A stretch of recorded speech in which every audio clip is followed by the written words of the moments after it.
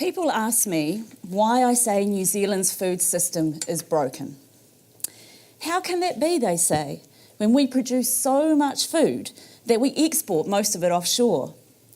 Aren't we world leaders in efficient, financially successful farm models?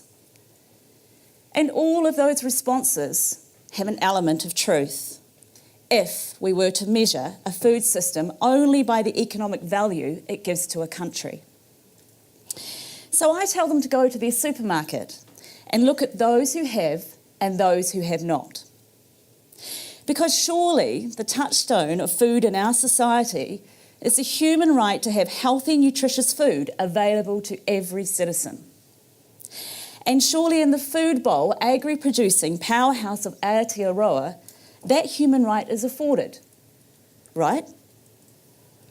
Except I did what I tell others to do last week when I arrived back after 4 months in the UK. I was in Ashburton Countdown staring at the shockingly high prices of fruit and vegetables. And then I caught sight of a mum and dad with 4 young children. The mum looked embarrassed and uncomfortable. They weren't holding a basket, it was night time, and the kids were ready for bed. They were well groomed and in their pyjamas. Go on, she nudged them, but they needed no further encouragement. Before long, they were all gleefully gulping bananas and apples from the free fruit for kids bin Countdown has introduced. To me, the parents looked like a typical hard-working family trying to make ends meet, and accepting this kind of charity looked difficult but necessitous. And I got it. Because the cost of fresh produce in this country is now out of reach of the working and some middle classes. In short, eating healthy is becoming a function of the rich. So then I wondered about where that placed those 4 children. What happens when they open their lunchbox at school and the kids around them can afford expensive bananas and they can't? Food then has already identified them as poorer than their peers, stigmatised and defined their class. Such is the power of food. But why does that matter to you, the food producer in this room? And how can we benefit from developing a citizen-centric New Zealand food strategy? Well, what if I told you that a New Zealand food strategy could lead to an empathetic, loyal and supportive urban population that became your biggest cheerleaders? What if I told you that compartmentalised government policy that seriously affects our food producers could become a thing of the past? And what if I told you that a New Zealand food strategy could create a branding and marketing pedestal for all our food exports offshore that could lead to a high added value return to you, the producer, while ensuring longevity and economic sustainability? Well, guess what? The good news is that it's all there. It's within reach, but only if we're brave enough to take up the challenge. Starting with understanding how food connects us all in ways we've probably never imagined. 2 weeks ago, I made biscuits. Now, I see you rolling your eyes, wondering what on earth I'm on about, but bear with me. You see, they weren't just any old biscuits I made. They were Anzac biscuits. From my little cottage on the other side of the world, I made Anzac biscuits. It was Anzac Day in New Zealand, and for some inexplicable reason, I decided at 6 o'clock at night that I would make these biscuits. I say inexplicable because I never made them on Anzac Day in New Zealand before. And as I mixed the treacle in with the rolled oats, I thought of the many Saturday nights my late sister had made these when we were younger. I thought about my great-great-grandmother at home in the Hawke's Bay, baking these to send to her 3 boys who were on the front lines in World War I.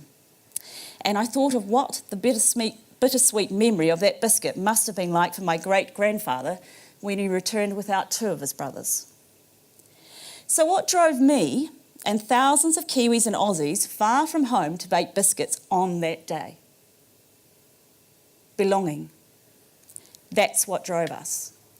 Using food to connect to our culture, a culture in which each and every one of us ascribes to.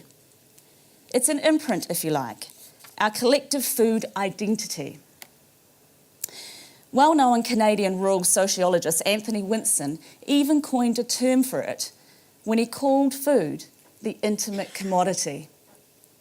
Because food plays a spiritualistic, ritualistic and communal role in our lives. Think about it. Humans celebrate births, weddings and wakes with meals. And we have no better example of that than the Māori hangi. But Winston argues something even more profound.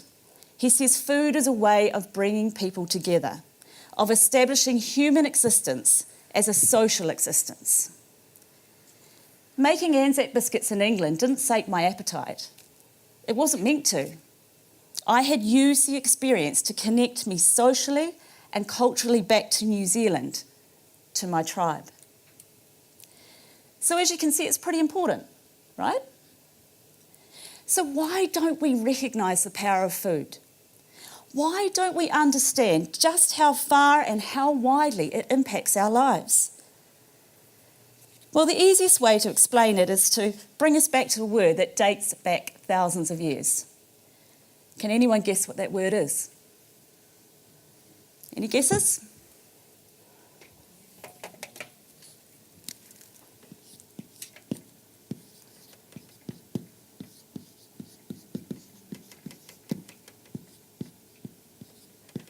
Agriculture. The science and art of producing crops and livestock for an economic purpose. We're really, really good at the economic end of this word. We know how to farm economically. We're exceptional at getting our fresh products on supermarket shelves across the other side of the world cheaply. We've got this bit sorted. But what about the other side? Culture, the art of producing crops and livestock. American rural sociologist Wendell Berry puts it succinctly when he says a culture is not a collection of relics or ornaments, but a practical necessity. Its corruption in agriculture, he forecast back in the 70s, would invoke calamity. The tangible and the intangible. So what happens when we have one without the other? Well, France and America are important examples of what happens when the agri in agriculture is unfairly weighted. Post-Second World War, the French government was ambitious for agricultural production. Reconstruction involved ending food rationing, but also in establishing France as a modern agricultural producer with a focus on increasing production. French policymakers were singular and ruthless in their drive for modernisation, with farmers en masse losing their land. Between 1955 and 1975, 40 to 50,000 farms disappeared every year, with little thought to what the effects of this industrialised policy would have on wider society. By the end of the 1980s, just 6% of the active French population was still working in agriculture, as compared to 33% at the end of the war. The world's second largest agricultural exporter had succeeded in becoming a food production powerhouse. But at what cost? While France achieved agri-nirvana, it did so at the expense of countless individual citizens. It altered and destroyed communities and accelerated urbanisation, the great blight of our time. Today, France has recognised those shortcomings and has a visionary human rights-based food strategy. Minnesota in America is another example and part of a wicked problem creating headaches in the States because of its relentless pursuit of industrialised agriculture. The fifth largest ag economy in America, yet Minnesota has fewer supermarkets per capita than most states. 2 out of 3 adults are overweight or obese, and it's estimated 60% of Minnesotans die from diet-related illnesses. Because that's what happens when you devalue your food culture and drive endless processing and automation to make food as cheap as possible. It, like every state in America, is grappling with major issues around diet-related illnesses and the lack of connection between food producers and citizens. But unlike France, I fear it is too far gone to be fixed.